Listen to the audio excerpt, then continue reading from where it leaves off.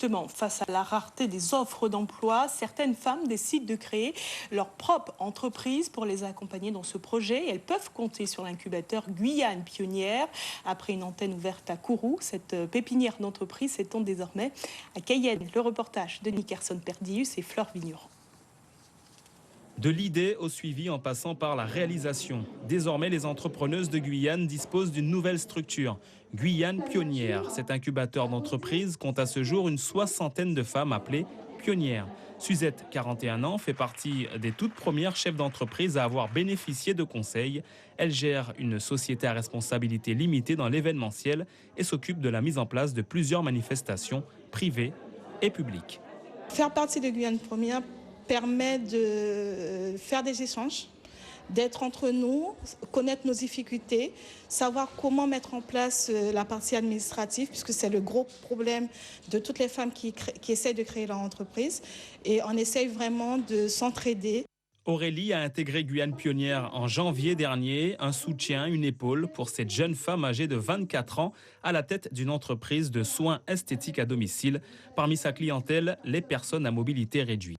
Je trouve que ce sont des personnes qui sont délaissées, malheureusement. Après, c'est mon point de vue. C'est pour ça que j'ai décidé de m'occuper de ces personnes-là, parce que c'est des personnes comme nous, donc ils sont chez eux, ils ne peuvent pas sortir. Donc la famille, c'est très lourd pour eux parce qu'ils travaillent et en rentrant chez eux l'après-midi, la plupart du temps, ils n'ont pas envie de ressortir. Donc ils sont en souffrance réellement. Et donc la plupart de ma clientèle, justement, ce sont des personnes à mobilité réduite.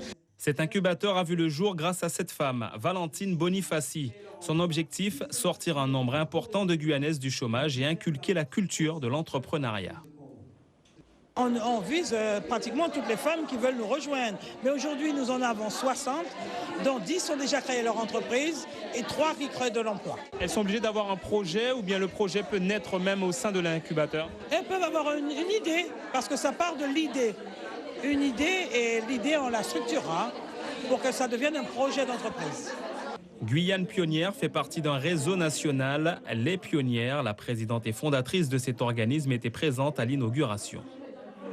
L'initiative est venue de Guyane, ce qui est très très positif, parce qu'on ne fait pas du prosélytisme.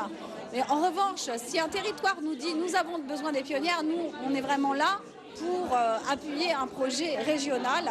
Et donc, ce qu'on apporte, nous, c'est une méthodologie, c'est un réseau. Nous, ce qu'on donne, c'est un peu la colonne vertébrale.